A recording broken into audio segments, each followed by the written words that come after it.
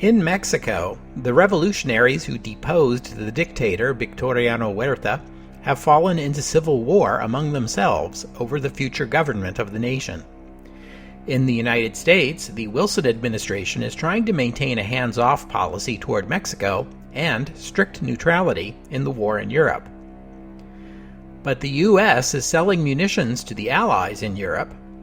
German agents are in the U.S., and they hope to disrupt those munitions shipments by any means available, including restoring Huerta to power and inciting a war between Mexico and the United States. Welcome to the history of the 20th century.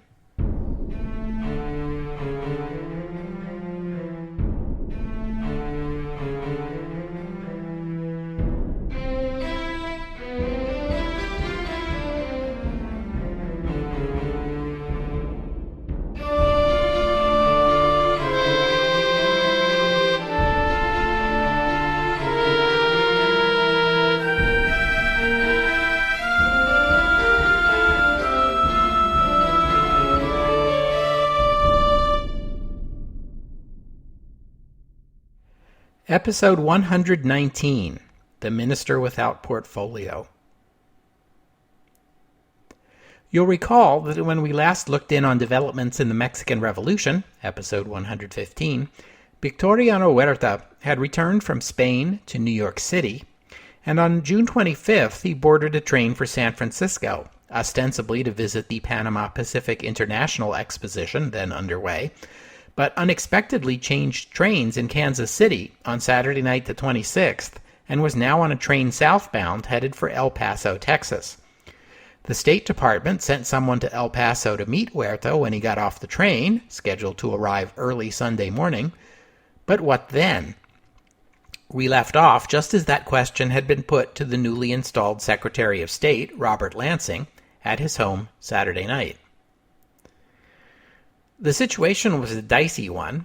Lansing and his boss, Woodrow Wilson, were in the middle of delicate negotiations with the Germans, pressing them to back off from their policy of unrestricted submarine warfare in the wake of the sinking of Lusitania in May, and the last thing the administration needs right now is another foreign policy crisis. The president himself had left Washington and was en route to New Hampshire, looking forward to a quiet vacation that would include some quality time with his new girlfriend, Edith Galt. He was therefore unavailable, but Lansing learned that the Justice Department had dispatched a couple of U.S. Marshals to meet the train in El Paso, so he ordered the State Department guy to coordinate with them. For Huerta to head to El Paso was a provocative move for a variety of reasons. The city lies almost at the point where Mexico, Texas, and New Mexico meet. Just across the border is Ciudad Juarez, the main point of entry for American imports to Mexico, and therefore an important source of tariff revenues to whomever controls the customs house there. During the struggle to overthrow Porfirio Diaz in 1911, Pancho Villa had captured Ciudad Juarez and had opened the way for Francisco Madero to make his triumphant return.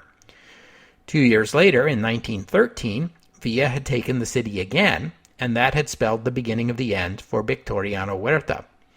Now, Huerta seemed poised to follow Madero's path, using Ciudad Juarez as the first stepping stone on his own road back to glory. And El Paso itself was a revolutionary hotbed at this time. The population of El Paso had been about 40,000 when the Mexican Revolution began in 1910, and a majority of these were white Americans of European ancestry.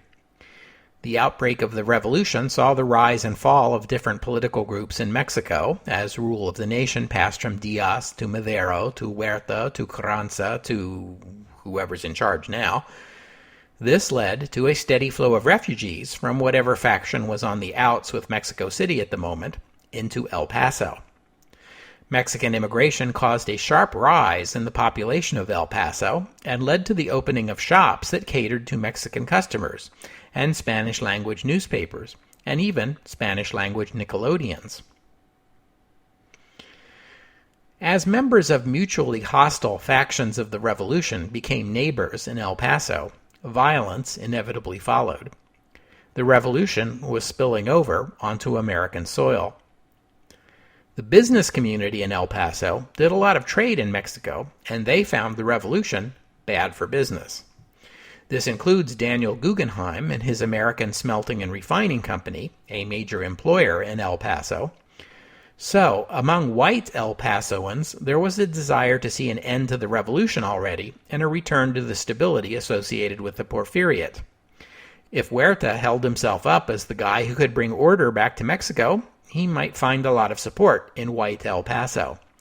As for the immigrant community in El Paso, well, some of them were also Huerta supporters. How many? No one knew for sure, but rumors were flying.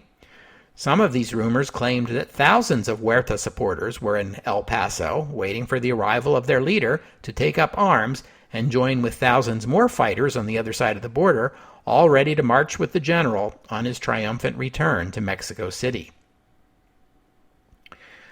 So it was a very nervous meeting between the State Department guy and the two U.S. Marshals when they discussed how to proceed. Lansing had ordered the State Department guy. His last name was apparently Cobb, but I haven't been able to find his first name.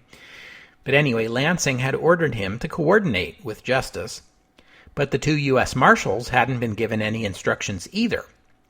Cobb took this to mean he was in command of the operation, and his command skills would soon be put to the test when the word came that Huerta wasn't planning to ride that train all the way to El Paso anyway. He was planning to get off at Newman, New Mexico, a tiny station stop just before the rail line crosses the state line into Texas, about 20 miles from El Paso. Pascual Orozco, a one-time enemy and now a Huerta loyalist, was in Newman with some armed men and planned to meet Huerta when he got off the train. They would then leave from the station and cross into Mexico by automobile. Cobb managed to summon 25 soldiers from the nearby U.S. Army post at Fort Bliss and hustled over to Newman to meet the train. When Huerta climbed down from his car, he found Mr. Cobb, 2 U.S. Marshals, and 25 soldiers, who took him and Orozco into custody. Lansing sent Cobb a telegram congratulating him on his quick thinking, but Cobb wired back to tell the secretary that the situation was far from settled. It seemed no one on either side of the border was happy to see the former president of Mexico in a U.S. Army jail. No one in Mexico was, regardless of which faction they belonged to, and there were plenty of Americans in El Paso who thought that detaining Huerta was a terrible idea, up to and including the town's mayor, who offered his services as Huerta's defense attorney. Huerta and Orozco were released on bail, although kept under surveillance, and the commander of Fort Bliss was ordered to make sure Huerta didn't cross the border. But it doesn't sound like the post commander viewed Huerta as much of a threat. He invited Huerta to dinner at his home the following evening. On July 2nd, Orozco managed to escape across the border. Washington ordered Huerta rearrested, triggering more unrest. More rumors flew. Orozco was said to be recruiting an army in the mountains, and Huerta supporters were preparing to bust him out of the jail. Huerta was offered his freedom if he would agree to return to New York City, but he stubbornly refused to accept release as long as it came with conditions. He remained in his cell, studying English. The only complaint the hard-drinking Huerta made about his accommodations was that his jailer would not supply anything to drink other than ice water. And speaking of New York, while all this was going on in El Paso, our friend Franz von Rintelen, the German spy in New York, received a coded telegram on July 6th, warning him that the Americans were on to him and ordering him to hightail it back to Germany before he was arrested. Rintelen assumed again the identity of Emil Gascha and traveled back to Europe on his phony Swiss passport aboard the Holland-America liner Noordam, which departed New York for Rotterdam on August 3rd. Whether that coded telegram actually came from the German Admiralty is not clear. it might well have originated with British naval intelligence, which had cracked the code the Germans were using and were monitoring Rintelen's communications, because when Nordum docked at Southampton on its way home, she was boarded by an armed search party who plucked Emil Gascha off the ship and escorted him to Scotland Yard.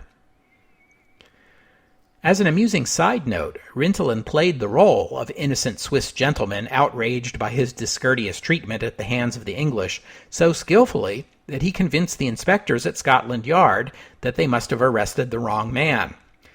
Gascha demanded to see the Swiss ambassador, who was equally convinced by his passport and his act and vouched for him. Finally, Admiral Sir William Reginald Blinker Hall, the director of naval intelligence, was brought in. It was Hall's office, the famous Room 40 at the British Admiralty, which had cracked Rintelen's codes and tipped off Scotland Yard that he was coming. Blinker Hall confronted Rintelen personally, and Rintelen soon confessed, and was held in Britain as a prisoner of war for almost 2 years, until the United States entered the war, at which time he was extradited back to New York, where he was tried for espionage, convicted, and served 3 years in an American prison. Meanwhile, on July 24th in New York City, a Secret Service agent named Frank Burke was trailing George Sylvester Viereck.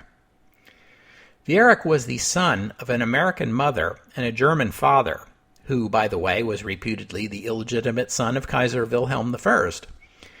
The younger Viereck and his parents lived in Germany for the first 12 years of his life, until they moved to New York City in 1897.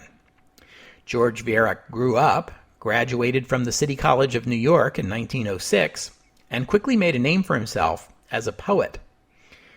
He retained an affection for Germany, and in August 1914, the month the Great War began, the now 29-year-old launched a weekly magazine called The Fatherland, dedicated to, in the magazine's own words, fair play for Germany and Austria-Hungary. The Fatherland published articles attacking the Allies, defending Germany, and arguing in favor of American neutrality. When the Secret Service began taking an interest in German activities on American soil, they took an interest in Viereck, whose advocacy for Germany was and is widely suspected to have been secretly subsidized by the German government. On this particular day, Agent Burke was following Viereck as he walked up Broadway in Lower Manhattan in the company of a man Burke did not recognize, but took to be some sort of German diplomat. This man was carrying a heavy briefcase. The two men boarded the 6th Avenue L at the Rector Street station, with Burke still tailing them. Viereck got off at the 23rd Street station, but Burke remained on the train, his eye now on Viereck's companion. This man got off the L at 50th Street, but he forgot his briefcase. Burke saw his opportunity and pounced, grabbing the briefcase and moving quickly to the opposite end of the car, just as the man on the platform realized his mistake and stepped back aboard the train to collect his property. All he got was the sight of Burke exiting the car at the opposite end, briefcase in hand. The man gave chase, but Burke hopped onto a trolley and eluded him. The man turned out to be Dr. Heinrich Albert, a German civil servant and currently commerce attaché at the German embassy in Washington. By that evening, the briefcase and a Secret Service agent were on a train to Maine, where Treasury Secretary McAdoo was on vacation. The contents of the briefcase exposed German operations in the U.S., operations that were sleazy, perhaps, but not necessarily criminal. And McAdoo, perhaps inspired by Louis Brandeis's comment that sunlight is the best disinfectant, decided the most appropriate thing to do with Dr. Albert's papers was to hand them over to the New York World. The World was the sensationalist newspaper managed by the Hungarian-born American Joseph Pulitzer until his death in 1911. His sons were now running the paper, and they happily took the documents and printed every word on every single piece of paper in the newspaper over a period of weeks in August and September 1915. The revelations created a sensation in the American press. They taunted the hapless Dr. Albert in the newspapers, referring to him as Germany's minister without portfolio. The Pulitzer estate, by the way, will soon create the Pulitzer Prizes, the journalism award named for Joseph Pulitzer. The first Pulitzer Prizes will be awarded in 1917. And speaking of portfolios, the British government was also monitoring German diplomatic communications. The Germans knew that the British could spy on their cables and their radio messages, so they sent their most sensitive communications via ocean liners carried by couriers who were usually citizens of neutral countries, including Americans, so as not to attract attention. But the Bohemian Alliance was on the case, and they ID'd a particular courier, an American, sailing to Europe in late August aboard the Dutch liner Rotterdam and carrying sensitive documents for the Austrian embassy.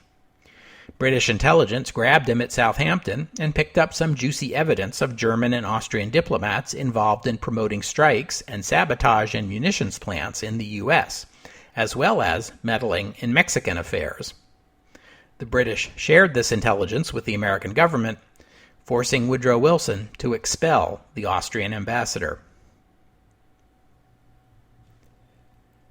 Meanwhile, back in Mexico, you'll recall that the conventionalist army, commanded by Pancho Villa and Emiliano Zapata, was in control of Mexico City by last December. Venustiano Carranza had been forced out of the city and withdrew to Veracruz, which might lead you to expect that the civil war in Mexico is about to wind down into a conventionalist victory. But don't count Carranza out just yet. His position may look shaky, but he's got a few cards still to play. He controls the tariff income from Mexico's most important ports, for one thing. For another, he still has the support of Álvaro Obregón, who was proving to be a military leader equal in skill to Villa or Zapata. And Carranza was shrewd enough to understand that his milquetoast liberal constitutionalism wasn't a strong enough dish to satisfy the Mexican public's appetite for change, so he went to his spice cabinet and added in the serranos of land reform. Yeah, okay, I'm pushing this metaphor too far, but the point is still valid. By early 1915, Carranza was adding in some more radical reforms to his program. He and Obregón reached out to Mexico's labor and socialist organizations, and with their help recruited landless urban workers. This did the trick. The Carrancistas were able to raise new troops in the cities, the so-called Red Battalions, because of their socialist and communist leanings. These were able to wrest control of the capital from the conventionalists, forcing Villa and Zapata to withdraw. Emiliano Zapata was not enthusiastic about getting mixed up in this widening civil war, so he and his forces headed south to his home state of Morelos, and Zapata set to work implementing his reform program in his home state. Villa, on the other hand, was just itching to put down the Carrancistas once and for all. And the feeling was mutual. In Mexico City, Carranza declared himself chief of what he was now calling the pre-constitutional regime, and pledged to call a constitutional convention to write Mexico a new constitution just as soon as the fighting ended. Carranza appointed Álvaro Obregón his Minister of War. Obregón understood that the flamboyant Villa was the kind of guy who acted on impulse, so Obregón laid a trap for him in the lowlands of central Mexico, known as the Bajío. Obregón knew that Villa was fond of cavalry charges, and the Bajío was great country for cavalry. But Obregón fortified his position with trenches and barbed wire and machine guns, all the most up-to-date techniques of modern warfare, and Villa took the bait. He had perhaps twice as many soldiers as Obregón's 15,000, and they were more experienced. Pancho Villa had never lost a battle, morale was high, and he went into this conflict no doubt thinking that he was about to defeat the Constitutionalists once and for all and end the Civil War. The result was a series of engagements collectively referred to as the Battle of Celaya, or sometimes as Pancho Villa's Waterloo, which I guess tells you everything you need to know about the outcome. Villa and his army were completely unprepared for the traps Obregón had laid, resulting in most of Villa's army dead, wounded, or captured. Obregón's forces suffered only about 1,500 casualties, including Obregón himself. His right arm was blown off by an artillery shell in the course of the fighting, and he was almost killed, but he did survive the injury. Over the summer, Villa's army withdrew to the north, with Obregón's in pursuit. Villa suffered further losses, and by October he was down to a small cadre of a few thousand revolutionary guerrillas in the mountains of the north, which is exactly where he had been 2 years ago.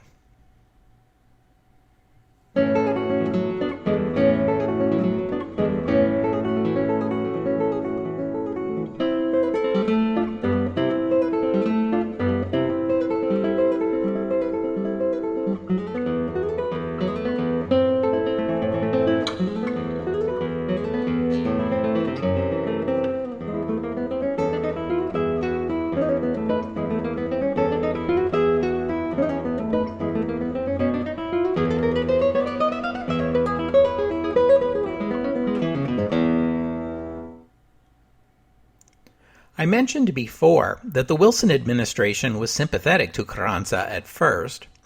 The Americans liked the sound of this constitutionalism that Carranza kept going on about. American intervention had helped drive the obstinate and uncooperative Huerta out of power, but Washington then found Carranza no easier to deal with. Carranza well understood that the surest way of killing his shot at winning the Civil War was to be seen by the Mexican public as an American puppet. So while Carranza was happy to accept American aid, he wasn't willing to do America any favors in return, and indeed was outspoken about American meddling in Mexico. After Carranza was driven out of Mexico City, the U.S. government began warming to the idea of supporting Pancho Villa and the conventionalists, even though the mercurial Pancho Villa was never going to be the sort of stable, pro-business protector of foreign investment that the Americans wanted to see in the National Palace. Villa, for his part, was flattered by this attention. The Americans had helped him oust Huerta. Perhaps they would now help him tie up the loose ends. Of course, it was just as the Americans were warming to Villa that he started losing battles, not to mention his revolutionary mystique. But even as he was losing on the battlefield, the American government still viewed him as a useful counterweight to the uncooperative Carranza. The threat of U.S. aid to Villa might be just the leverage the Americans needed to adjust Carranza's attitude. But over the summer and fall of 1915, the full extent of German machinations in the U.S. and Mexico was becoming apparent, and in particular, how eager the Germans were to see the U.S. get tangled up in the Mexican Revolution. As Secretary of State Lansing would put it, Germany wanted to see America intervene in Mexico. Therefore, America must not intervene in Mexico. Germany wanted to keep Mexico in turmoil by ensuring no one faction became dominant. Therefore, America must support a quick end to the fighting by helping one faction become dominant. By the time Washington came to this realization, Obregón was already on the move and Villa on the run. By October, he had been forced back into his home base in the state of Chihuahua. Short of funds to pay his soldiers, Villa took to seizing money and property from Mexican landowners and businesses, including North American businesses, which cost him support in the U.S. But Villa wasn't ready to give in just yet. His next move was to attack west from his political base in Chihuahua into the state of Sonora, which, as I'm sure you remember, was Carranza's political base. To lose Sonora would be an embarrassment to Carranza, as well as eloquently making the point that Pancho Villa was still out there, still had soldiers, and was still a force to be reckoned with. Both of these states bordered the U.S., and it may be that Villa was trying just as much to impress the North Americans as he was his fellow Mexicans. Meanwhile, the Wilson administration at last decided to set aside its reservations about Venustiano Carranza and recognize him and his pre-constitutional regime as the legitimate government of Mexico. At the time this decision was made, Pancho Villa and his army, which still numbered some 15,000 at this point, were making the difficult crossing through the Sierra Madre Occidental into Sonora. Villa's first intended target was the town of Agua Prieta, which sits just on the border with the United States. Villa believed that the Carrancista garrison in the town numbered no more than 1,000 or so, and he intended to surprise them with one of his trademark cavalry charges. Swoop in, catch them off guard, and the town would be his. On October 30th, Villa and his soldiers reached Agua Prieta. He gave his men a day to rest and planned his attack for early in the morning of November 1st. It was here that he received the news that Washington had recognized Carranza. What he did not know was that the U.S. government had gone beyond mere diplomatic recognition and was allowing some of Obregon's troops to use U.S. rail lines to move reinforcements into Agua Prieta through U.S. territory. The garrison in Agua Prieta now numbered over 6,000, many of whom were veterans of earlier clashes with Villa's army. They knew exactly what to do and set to work laying landmines, digging trenches, laying barbed wire, the sort of defensive works that would foil exactly the kind of cavalry charge Villa was preparing. Villa attacked before sunrise on November 1st, and the result was yet another disaster. Once again, old-style cavalry charges were no match for barbed wire, machine guns, and infantry in entrenched positions armed with modern weapons. And speaking of modern weapons, here were a couple of new ones the Villistas hadn't come across yet. The barbed wire was electrified, and the defenders had searchlights, which they used to pick out Villa's cavalry, who were supposed to be charging in the dark of night. The electricity to charge the barbed wire and power the spotlights was coming into Agua Prieta via cables laid across the border from the neighboring Arizona town of Douglas, where also stood units of the United States Army. They were there in case the fighting spilled over the border, but you can understand how Pancho Villa took one look at them, remembered the spotlights, and quickly became convinced that the United States had joined forces with his enemies.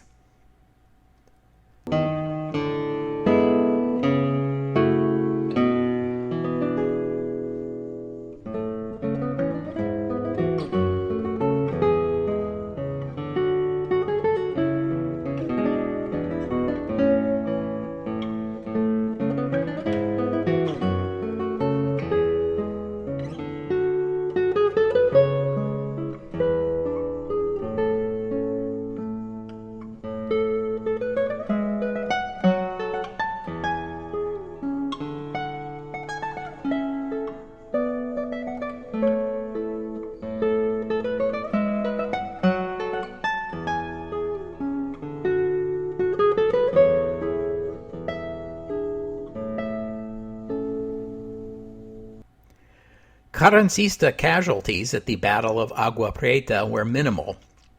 No one has exact numbers of Villista losses, but thousands were killed, wounded, or captured, and thousands more defected afterwards because Obregon was offering Villa's soldiers generous terms in exchange for laying down their arms, while all Villa could offer his battered and bloody army was a long march back through the mountains of the Sierra Madre Occidental without enough food or supplies, and with winter setting in. The Battle of Agua Prieta marked the end of Pancho Villa's army as a conventional fighting force. But he was still not ready to lay down his arms. Indeed, Villa and his remaining loyal soldiers disappeared into the mountains of Chihuahua, mountains Villa knew very well, and continued their guerrilla campaign against the Carrancistas. Villa also felt betrayed by the United States, a nation that a few months ago had seemed on the verge of recognizing him and the conventionalists, and now had not only turned to Carranza instead, but had all but intervened militarily against him. But now the Germans saw an opportunity. With the U.S. committed to Carranza, and Villa still in command of the strongest anti-Carranza fighting force in Mexico, the German government could send Villa the money and arms it had originally intended for the Huerta counter-revolution. Villa was short on both money and arms, and gladly accepted the offer. But hold on a minute, I hear you cry. What happened to Victoriano Huerta and Pascual Orozco? When we left them back in July, Huerta was in prison in Fort Bliss, Texas, while Orozco had escaped across the border into Chihuahua himself, and reportedly had his own guerrilla band in the mountains. So what happened? Well, I'll tell you. About 8 weeks after he escaped custody, Pascual Orozco and a band of his men crossed into southern Texas in Hudspeth County, east of El Paso. The story goes that they rode up to a private ranch, forced the servants there to cook them a meal, then stole some horses and rode away. The ranch owner assembled a civilian posse and chased them down, not knowing them to be anything more than a gang of bandits. It was only after they caught the bandits and killed them in a shootout that the posse realized that Pascual Orozco was among the dead.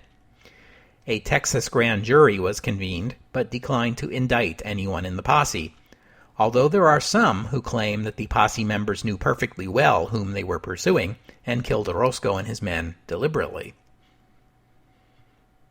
As for General Huerta, he remained in U.S. custody at Fort Bliss, but his health deteriorated, and he died on January 13, 1916, at the age of 65.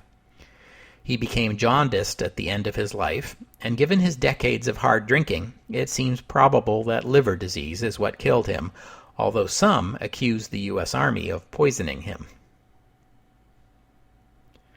2 days earlier, as Huerta lay upon his deathbed, a unit of Pancho Villa's army stopped a train in Chihuahua and robbed the passengers.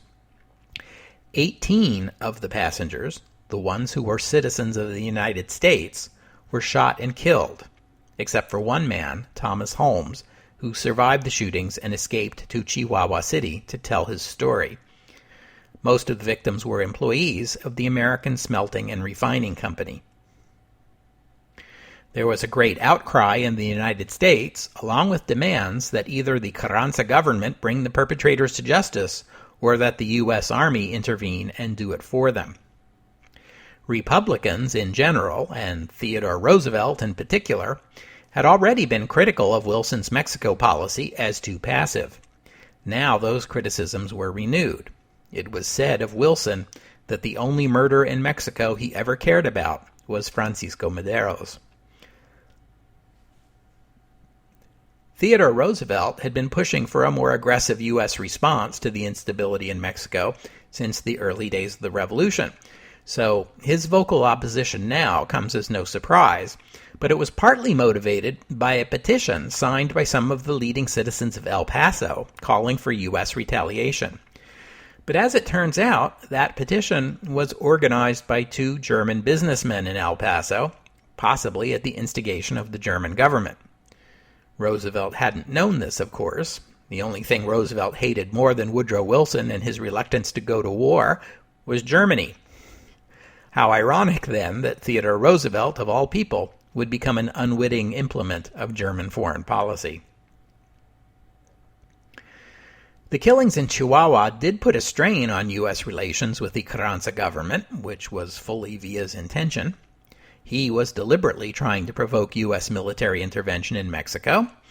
His thinking was that Carranza's inability to control the border regions would drive a wedge between him and the U.S. government, and that U.S. intervention would put Carranza in the impossible position of having to choose between the support of the U.S. government and the support of the Mexican people.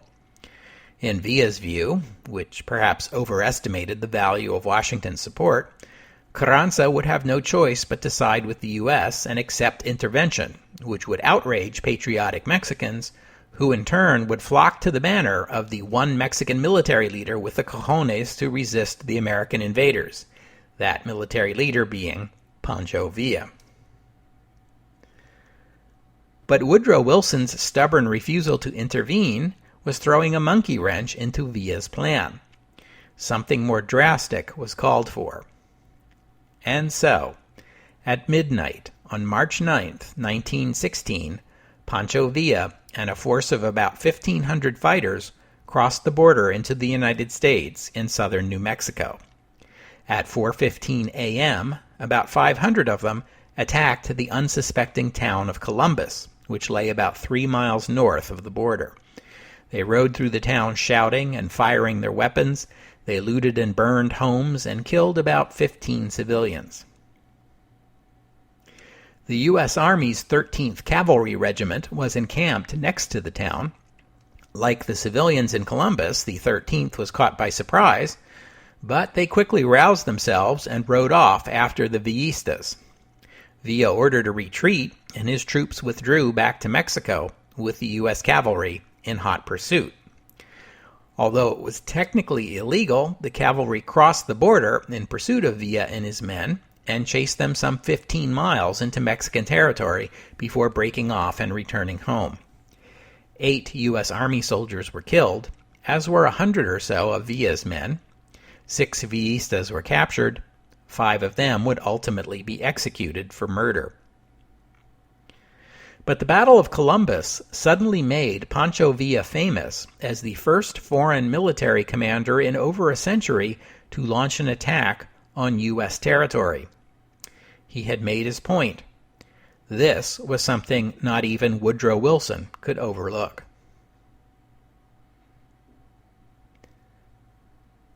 We'll have to stop there for today. Thanks to all of you for listening, and a special thanks to Aaron for making a donation, and also to Charles for becoming a patron of the podcast. If you'd like to become a patron or make a one-time contribution, visit the website historyofthe20thcentury.com and click on Help the Podcast. And I hope you'll join me next week on the History of the 20th Century as we return to the subject of the Great War. The year 1916 is going to be pivotal, and I have a series of 5 episodes already queued up on military and political developments of that year, as well as more about Pancho Villa, Woodrow Wilson, and the U.S. presidential election of that year, and, spoiler alert, the Easter Rising in Dublin, which is going to catch everyone off guard, except you, because I just warned you about it. But before we take on all that, we need to set the table, as it were, by getting caught up on events on the lesser fronts of the Great War, the Alps, the Caucasus, and Mesopotamia. We'll also examine how victory is still a long, long way away, but the British and the French are already divvying up the spoils in the Middle East. A line in the sand, next week on the History of the 20th Century. Oh, and one more thing. In late 1914, the Royal Navy was pursuing German commerce raiders in the Pacific, episode 94. The Japanese had contributed a couple of ships to assist in this effort, including the battleship Hizen, which had been the Russian battleship Retvizan before she was captured during the Russo-Japanese War, episode 33, and also the Japanese cruiser Asama. In early 1915, these 2 Japanese warships were patrolling along the Pacific coast of Mexico on the lookout for raiders. And on January 28th, Asama apparently struck a rock and suffered damage. The Imperial Japanese Navy dispatched a number of ships and repair crews to the scene, but it took them almost 7 months to get Asama seaworthy again. In August, she finally limped off to British Columbia for further repair work, finally returning to Japan in December. This lengthy period of time that Asama and her small flotilla of repair ships spent on the Mexican coast, at the same time Mexico was in the throes of a civil war, made some in the U.S. suspicious. Was it really taking this long to get Asama afloat once again? Or was the repair operation a cover for Japanese meddling in the Mexican Revolution? Isn't Japan supposed to be one of the allies? Whose side is she on, anyway? American fears about Japanese meddling in Mexico will only become more pointed as German meddling in Mexico becomes more apparent.